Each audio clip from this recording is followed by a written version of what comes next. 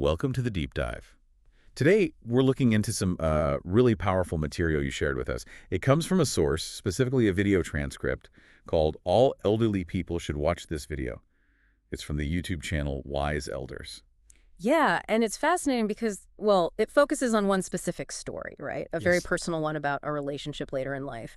But it touches on things that are just universal, I think. Like dignity, self-worth. Exactly. And figuring out your value, especially as you get older and navigate relationships. It's tricky stuff. Right. So our goal here in this deep dive is really to unpack that story. We want to pull out the key insights, the lessons it offers. Like, how do you spot when a relationship, maybe one that starts out feeling amazing, like a dream come true, Is actually chipping away at your self-respect. Yeah. And why sometimes choosing to be alone, focusing on self-love, might actually be the stronger path. It seems counterintuitive, maybe. It does a bit. The source maps out this whole journey, doesn't it? Starts like a fairy tale, then this sort of painful decline, a breaking point, and then, well, finding yourself again. Liberation. It's quite a narrative arc. Okay, so let's get into the story as the source tells it. It kicks off with this relationship feeling like a genuine second chance. Like almost too good to be true, a dream come true. What made it feel so enchanting for the man involved? Well, the source really emphasizes how the woman just got him, or seemed to, right at the start. It says she showered him with compliments, like warm sunlight piercing through years of cold self-doubt. That's pretty poetic. Wow, yeah. And specific things too, like calling him strong, capable, and wise. Yeah. And that his age gave him gravitas and charm that, younger guys couldn't match. Exactly. It wasn't just generic praise. The source points out how this made him believe in a version of himself he'd sort of forgotten. Made him feel virile, desirable, worthy of love, like the only man in the world. You see how potent that would be, especially later in life when maybe those insecurities creep in more easily. Absolutely. Specific, targeted validation. It's powerful. So how did he react? The source says he was eager to keep her gaze upon him. Yeah, bent over backward to please her, treated her like royalty, saw her as this beacon of youth and vitality. So he was all in, investing everything. It taps into that basic human need, doesn't it? To feel seen, desired, appreciated. She seemed to reignite something in him. But, and here's the turn the source highlights, that wasn't the whole picture. It talks about these little cracks appearing, subtle, almost imperceptible at first. Right. This is where we shift from the dream to the erosion. What started as affection begins to, well, curdle a bit. The source mentions suggestions popping up. Framed as helpful advice. Kind of, like you really should take better care of yourself, but Yeah. there was an undertone. The source calls it an undercurrent of condescension. Oof. And these weren't one-offs, were they? The source says they became more frequent, disguised as concern, but landing like tiny darts. Yeah, and it mentions this edge of superiority creeping into her voice. Those little digs, reminders that she was younger, fitter, more vibrant. Subtle but undermining. Definitely. And you feel the impact on him through the source's description. He starts feeling the weight of her words, how they lingered. And those comments about him being too old for her, they became more common, like a slap he didn't see coming, the source says. And he tried to rationalize it, tell himself it was just a rough patch. It seems like it. Denial is a powerful thing when you want something to work. Okay, this next part the source details. It's tough. It zeroes in on intimacy, the most intimate part of their relationship, as a turning point where things got really direct and harsh. Yeah, this is where the criticism becomes explicit. The source says she started critiquing his performance, using words that just pierce through his carefully maintained confidence. The examples are rough. You're slow, predictable. I need more than this. And comparing him to younger men, imagine hearing that. Devastating. The source really drives home that it wasn't just about the physical act. No, it felt like an attack on his very essence as a man. Especially for someone who, the source implies, really valued being a loving, emotionally satisfying partner. It hit him where it hurt most. And yet, even after that, the manipulation described in the source gets, well, twisty. She'd throw him these crumbs of approval. Right, like saying no one else could love her with the dedication and care he gave. Or that his tenderness and attentiveness were rare gifts. Things that sound reassuring on the surface. But, and this is key in the source, these moments were apparently laced with mockery. It talks about her laughing at his earnest attempts, calling them desperate. Wow. That's, yeah, The source calls it the invisible chain of toxic love. Exactly. That push and pull keeps you hooked. And it sounds like he was just too caught up in that initial feeling to see it clearly. The source suggests he just saw it as a chance to prove himself, right? Yeah. To win her back somehow. Yeah, trying to endure, believing that love required patience and sacrifice. Maybe confusing sacrifice with self-destruction. And the cost was huge, based on the source. The storm only grew fiercer. Her words became weapons. Cutting away his confidence piece by piece until he barely recognized himself. The source has this really vivid description of him starting to internalize her view, seeing himself through her eyes. As just an aging man struggling to stay relevant. A relic. Pitted at best, mocked at worst. Yeah. Yeah, he wasn't just dealing with her, he was trapped by his own need to prove his worth. That need became his prison. Which leads eventually to the breaking point described in the source. He retreats somewhere quiet after another argument. Yeah, his quiet sanctuary. And it seems like that space, that quiet, was crucial. It allowed things to surface. Exactly. The source says it was there. In the silence, he finally admitted he'd reached his breaking point. He couldn't numb the dull throb of unhappiness anymore. And then came the mirror. That moment of looking in the mirror, seeing himself, really seeing himself as a 70-year-old man, tracing the lines. And realizing those lines, the gray hair, they weren't defects. They were markers of a life lived. They told his story. But it was painful too, wasn't it? Because he felt reduced, like he'd let her opinion define him, overshadow his inherent sense of worth. That dissonance must have been jarring, and that's when the big realization hit, according to the source. Self-love had to rise above all else. And the source is clear, this wasn't about being selfish. No, it was framed as survival.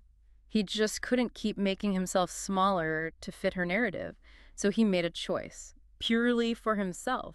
And deciding to leave, the source paints that as an act of real courage. Definitely, not weakness, but strength.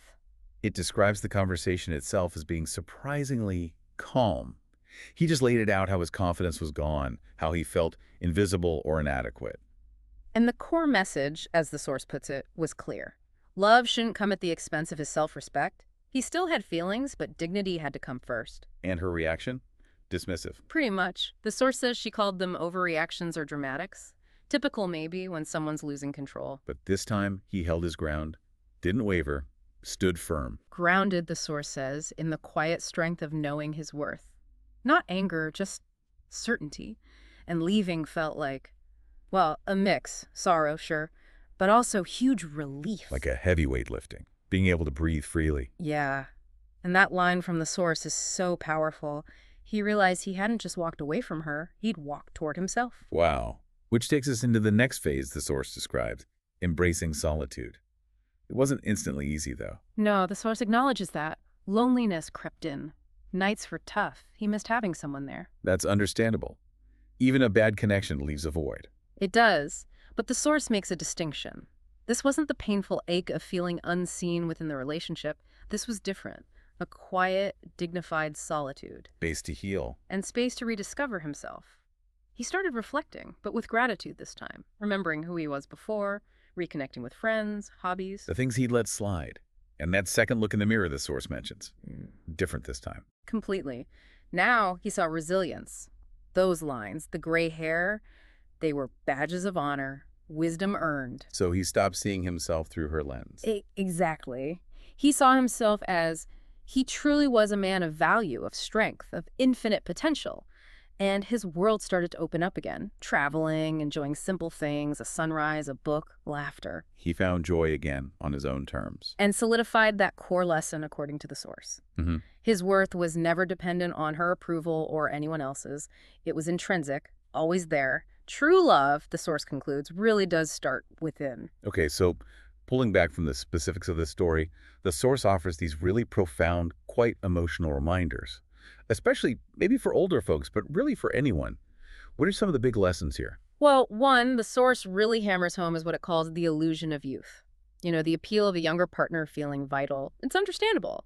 But the source warns it's no replacement for real connection and respect. Right. If you pour energy into someone who just can't appreciate your depth, your history, maybe even sees your age as a negative. You end up feeling inadequate. It's inevitable. It's seeking validation where it can't truly be found. And that ties into another key lesson the source emphasizes, the danger of compromise. but specifically compromising your core self. Exactly. Healthy compromise is one thing, but the source is really clear. Love should never mean sacrificing your values or putting up with being diminished. That fear of being alone can make people tolerate so much. But love should be a safe place, Right. a sanctuary, the source says, not a battlefield or a constant test you're failing. Absolutely not. Which leads directly to the importance of self-love. The source presents this as non-negotiable, the absolute bedrock. You have to love yourself first, including the messy bits, the flaws, the scars. All of it. Without that foundation, the source warns, you just lose yourself in trying to please someone else or fit their mold. You give away your power. That connects to what the source calls the power of integrity. Your worth isn't about age or fitting in. It's about your character, your resilience. Right, the challenges you overcome, even painful relationships, they become part of your strength, your wisdom. They don't define you negatively unless you let them. And finally, the source highlights the gift of reflection.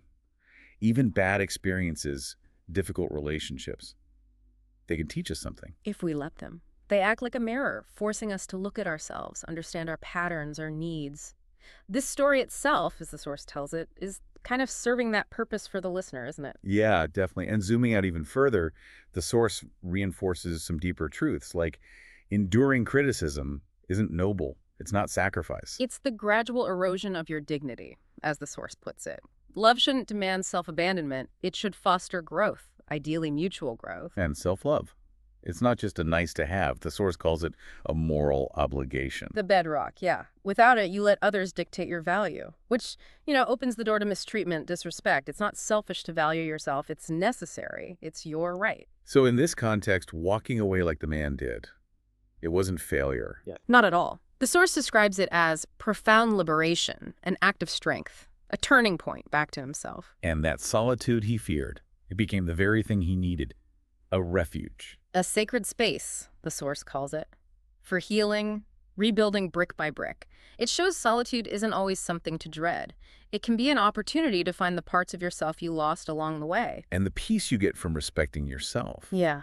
The source argues that's worth far more than the shaky comfort of a damaging relationship. Infinitely more. And the source also reframes aging beautifully, I think. Those marks of time, not decline. Badges of honor. Wisdom earned. Exactly. It's a time to celebrate depth, not chase superficiality, taking pride in your story, your journey.